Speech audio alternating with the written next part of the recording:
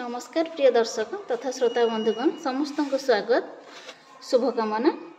मु चिन्मयी आज आपण मानक पई नहीं आसी ओडिशार जनाशुना कवि सुलेखक कवि सौरभ कैलाशचंद्र बेहेरांकर सृजनी एक सुंदर कविता जार शीर्षक रही श्रावण आसिला। तेबे आसंतु सुनिबा कविताटी। श्रावण आसिला धरणी हसिला कदम्ब फुटिला होई पुलक। श्रावण आसिला धरणी हसिला कदम्ब फुटिला होई पुलक। पाई नव जल नव दुर्बादल होइला औसत तेजिला शोक। बिजुली चमके घड़घड़ी डाके झर झर होई बरसे नीर।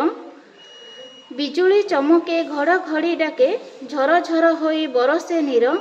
तर तर होई तेणे चाषी भाई लंगल चलाए खेत उपर। वृक्षलता देहे नुआ पत्र सोहे बाड़ी बगीचारे फलई कोली।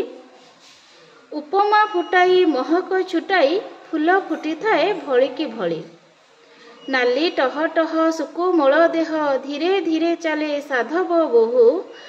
बेंग रड़ी छाड़े पोखरी उहाड़े लगाण बरसा लागई जहूँ। कुळु कुळु गाई जाऊ थाए नई बहुल जलरे उसत होई। बग माछरंका मने नाही शंका टाकी बसी थांती आहार पाई। तड़ाग सलिले हंस हंसी मिले दल दल होई खेलंती मिली। तड़ाग सलिले हंस हसी मिले दल दल होई खेलंती मिली। संतरणे रत रही थांती सेत गड़िसा मागुर शेउल फली। बरसा पागरे पाटिकी बागरे चना खुद भजा गरम मुढ़ी। बरसा पागरे पाटिकी बागरे चना खुद भजा गरम मुढ़ी।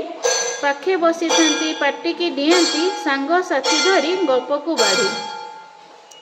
बरसा अटे तो उद्भिदक मित चाषी भरसा जल जीवन।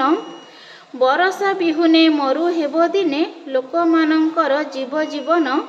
लोकमानंकर जीव जीवन। धन्यवाद।